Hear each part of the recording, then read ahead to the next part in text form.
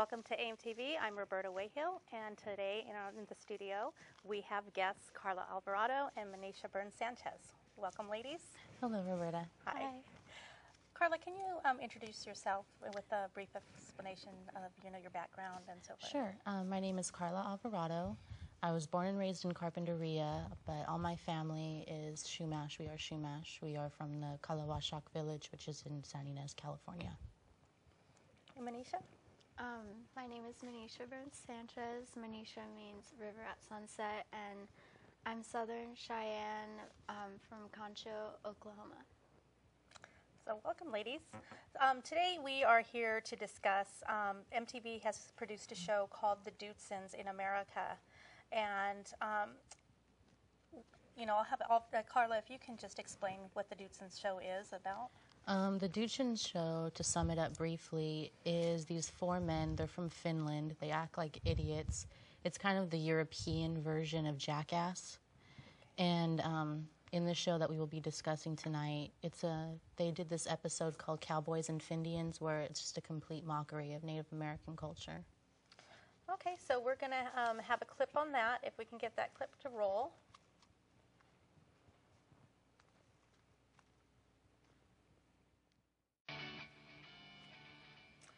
Okay, so there's a brief clip of the show. Mnisha, you've watched the video, this particular episode called Cowboys and Finindians. MTV really is targeting, their market group is the teenager to around the college age. Can you give your opinion, and when you watched the show, what kind of feelings resonated with you with some of the things that were happening? Yeah, it was really, well, first of all, I thought it was really stupid, and just the fact that people think that's funny, it's not funny to anybody, especially because they're making fun of a race, or they're mocking Native Americans. It's just, I don't know what to say about it. It's just wrong. Yeah, and for you, Carla? Well, watching this show, it was a big slap in the face. I mean, Native Americans have really come up in this day and era as far as acting and playing roles. We're no longer portrayed by Caucasians that are painted to look like us. We can play our own roles. We have Native American industries and actors out there. And to have that happen, it set us back. We have these four idiots dressing up in fake headdresses and mocking us. I mean, I've never heard of those types of rites of passages. Yeah, and do you remember what the rites of passage were? There were 7 of them. One of them, I don't know if I can say it on camera, is ball busting. And it looks like they have a paddle hitting themselves. There's another one where they're riding off a hill in a canoe. There's the... canoe handling. Yeah, is it called canoe handling? And then there was the one where they're, the last one I remember, they're driving a car through a railroad. I mean, not a railroad, about but eagle flight. Flight of the eagle. Yeah, something like that.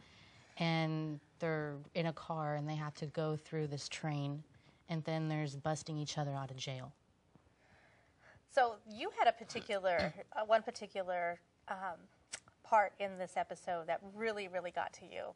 Mnisha, can you talk about that? Yeah, the part when they were in jail, the guy who was busting them out asked them, "What are you in for?" And I think his name is Jarpy, the one with the headdress, said he was in for burning down his own casino.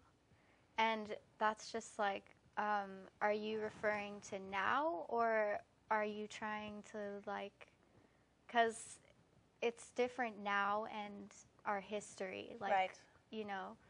So it's like this stuff they think they're trying to do, such as to become honorary Native Americans. Right. So suggesting, too, that all Native Americans have their own casino. Yeah. When the truth of the matter is probably there's about 5%, I believe, of tribes across the U.S. that do actually have casinos.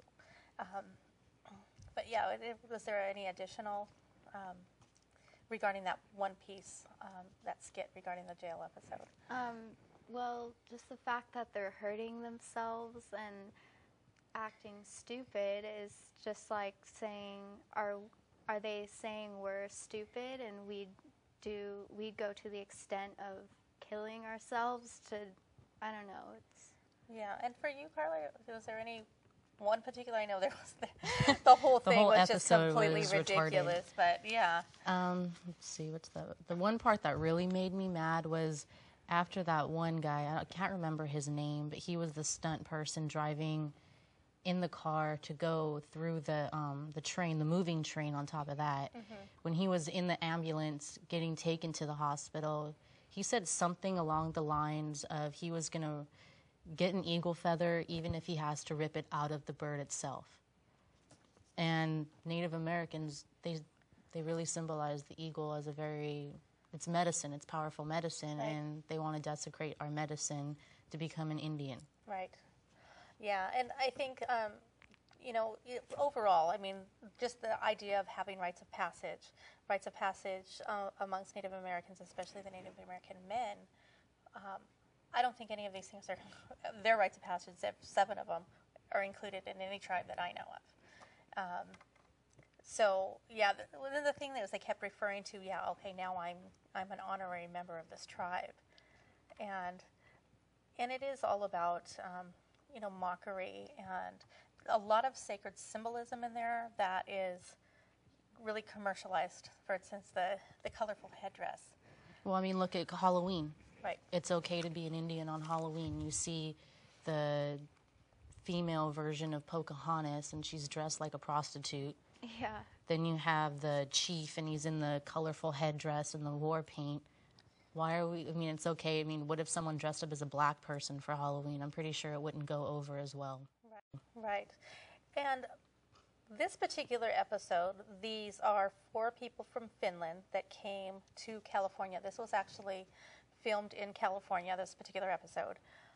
But one of the problems, I think, in really talking to a lot of people regarding this episode is that they're really stereotyping Native Americans in general, as there is over 560 federally recognized tribes in the nation. But to represent any of them with these symbolisms and costume, the headdress, and we don't all wear hairdresses.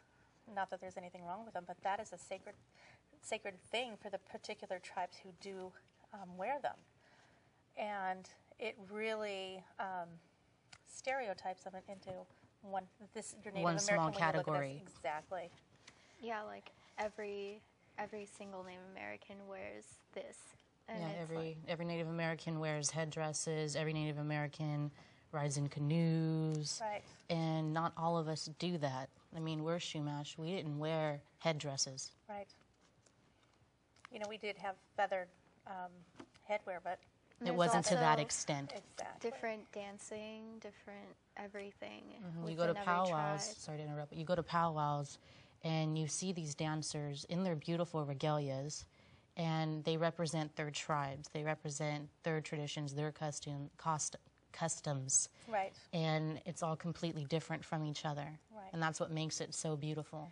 And, just in general, we as AIM and American Indian Movement of Santa Barbara chapter, we've worked a lot on the mascot issue, sacred symbols and images, and bringing them back to the powwow. When you see the dancers coming, and they're in the dance arena, and they're in their traditional regalia, and off to the side in the booths, you see, and some powwow organizers are really particular about what they allow to be sold, but you see the fake tomahawks, the fake drums, the bow and arrows, the headdresses, rings and jewelry.